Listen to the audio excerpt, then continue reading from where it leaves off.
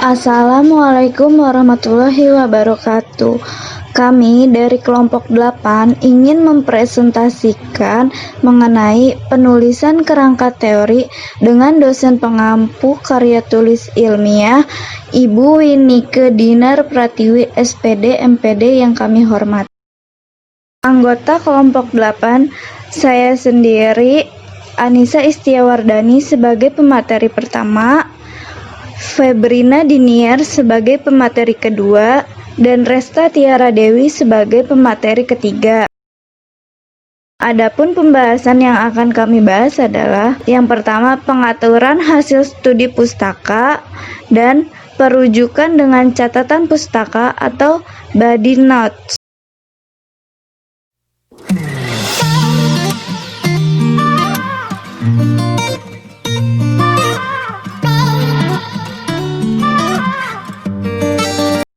Saya Anissa Istiawardani sebagai pemateri pertama akan menyampaikan materi tentang pengaturan hasil studi pustaka. Sebelum menulis karya ilmiah, biasanya penulis sudah memilih dan menentukan bacaan yang membahas masalah yang akan ditulis. Pada waktu membaca sumber bacaan, penulis akan menemukan isi pernyataan atau keterangan yang menurut penulis pantas untuk dijadikan kutipan.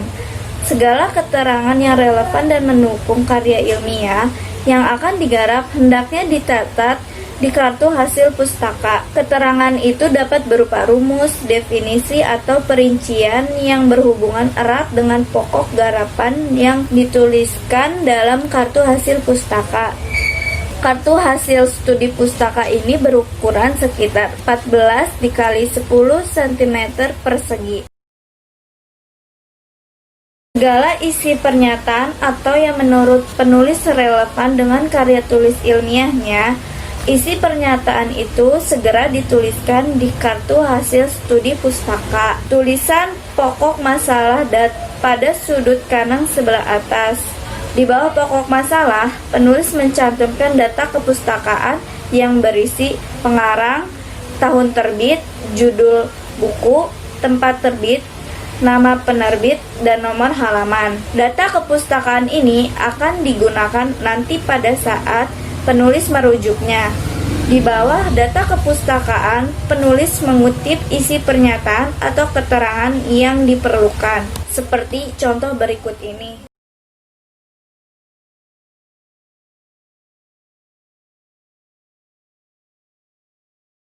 Seperti kartu hasil studi yang berisi pernyataan dari buku dan kartu hasil studi yang berisi pernyataan dari majalah.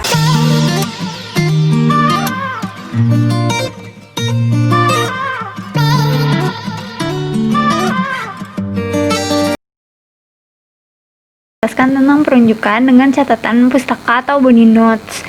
Pada dasarnya, kutipan dari pakar atau ahli yang sesuai dengan topik yang ditulis ditempatkan pada kerangka teori. Jika kutipan secara dominan ditempatkan dalam kajian teori ini, namun tidak ada larangan jika menempatkan kutipan pada bagian lain seperti dalam latar belakang, dalam rumusan dan batasan masalah, dalam tujuan penelitian, atau dalam bagian pembahasan atau bagian analisis. Nah, ada beberapa model penempatan kutipan. Yang pertama, nama pengarang sebelum kutipan. Kedua, nama pengarang setelah kutipan. Ketiga, nama pengarang 2 orang. Keempat, nama pengarang 3 orang atau lebih. Yang kelima, kutipan lebih dari 5 baris. Yang keenam, kutipan dari kutipan. Yang ketujuh, kutipan sama dari beberapa sumber. Yang delapan, kutipan dari internet. Kedelapan model tersebut ditampilkan langsung di dalam tubuh teks. Oleh karena itu, kedelapan model kutipan langsung tersebut dinamakan perujukan body notes atau perujukan in tones. Pada umumnya, kutipan diawali dengan kalimat pengantar yang cerdas dan relevan, ciptaan peneliti itu sendiri. Kemudian nama belakang pengarang. Di sini nama depan dan gelar akademik tidak perlu dicantumkan. Lalu kurung buka, tahun terbit, nomor halaman, lalu kurung dan bunyi pernyataan yang dikutip. Nah, di sini ada contoh model yang pertama. Kutipan yang menempatkan nama pengarang di depan kutipan diawali dengan kalimat pengantar yang cerdas dan relevan. Nama belakang pengarang, kemudian kurung buka, tahun terbit, nomor halaman, lalu kurung dan bunyi pernyataan yang dikutip. Di sini ada contoh model yang pertama. Kutipan yang menempatkan nama pengarang di depan kutipan diawali dengan kalimat pengantar yang cerdas dan relevan. Nama belakang pengarang, kemudian kurung buka, tahun terbit, tanda titik 2, nomor halaman, kurung tutup, dan diakhiri bunyi pernyataan yang dikutip. Ada contoh model yang kedua. Di sini kutipan yang menempatkan nama pengarang di belakang kutipan diawali dengan kalimat pengantar yang cerdas dan relevan.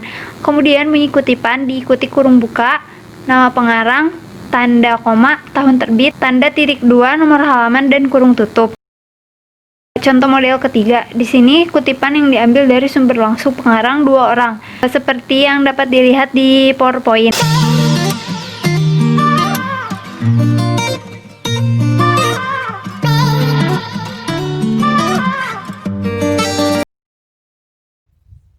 Contoh model keempat, kutipan yang diambil dari sumber langsung yang pengarangnya terdiri dari 3 orang atau lebih. Hanya mencantumkan nama belakang pengarang pertama tanpa nama depan dan tanpa gelar akademik. Seperti contoh berikut ini yang dikutip oleh Pratiwi dan kawan-kawan tahun 2016 halaman 28. Berkenaan dengan perkembangan UKM di tanah air beberapa tahun terakhir. Berpendapat bahwa UKM sangat layak untuk diapresiasi karena jasanya dalam perekonomian bangsa. Bahkan sangat pantas UKM dipandang sebagai katup penyelamat dalam proses pemulihan ekonomi nasional. Pendek kata, keberadaan UKM di negara berkembang seperti Indonesia sangat menjadi penting. Contoh model kelima yaitu kutipan yang diambil dari sumber yang langsung yang banyaknya lebih dari 5 baris mengikuti cara berikut ini. Kutipan dituliskan tersendiri atau dipisahkan dari kalimat pengantar dan diketik dengan jarak hanya 1 spasi serta menjorok dari kiri dan kanan, kira-kira 5 ketukan atau 2 cm. Contohnya seperti berikut ini. Contoh model ke-6, kutipan yang diambil dari kutipan yang sudah ada sering dilakukan dalam suatu penelitian. Hal itu dilakukan karena sumber pertama tidak dapat dilacak lagi. Umpamanya, pendapat Socrates yang tidak kita kutip tidak mungkin kita ambil dari buku Socrates sendiri. Kita akan mengutip buku-buku yang menulis kembali pendapat yang dikatakan oleh Socrates itu. Seperti contoh berikut ini. Dalam peningkatan efektivitas mengajar agar diperoleh hasil yang lebih menggembirakan. Penggunaan alat peraga sangat memudahkan guru dalam menyampaikan informasi secara cepat dan lebih konkret.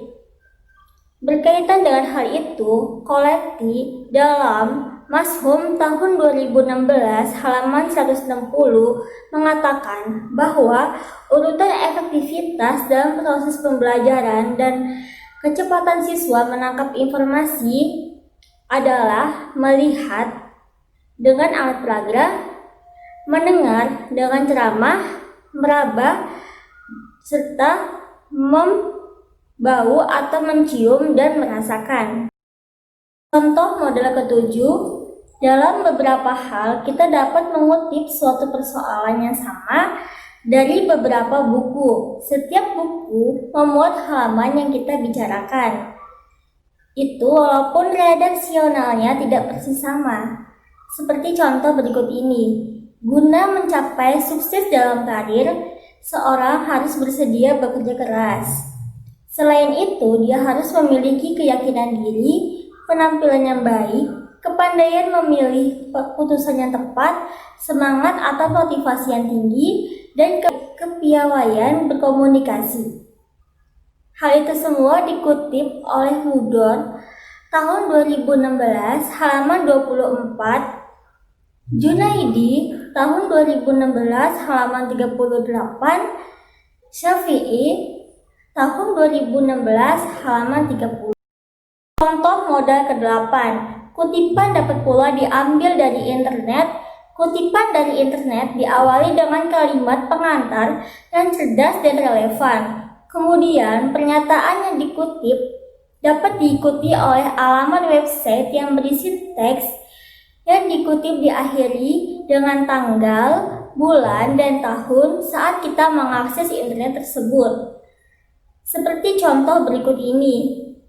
Dapat ditambahkan bahwa citra digital adalah citra tak tampak yang dapat diolah dengan menggunakan komputer. Sedangkan untuk jenis citra lain, jika hendak diolah dengan komputer, harus diolah dahulu menjadi citra digital. Misalnya, foto dipindahkan ke komputer dengan menggunakan scanner. Setelah melalui proses pengolahan, citra digital terdiri atas sejumlah piksel yang dapat dilihat sebagai sebuah matriks yang terdiri dari 2 dimensi. Hal tersebut diambil dalam kutipan internet http://www.digitimageproc.200 tanggal 13 Februari tahun 2016. Sekian presentasi dari kelompok kami, kurang lebihnya mohon maaf. Wassalamualaikum warahmatullahi wabarakatuh.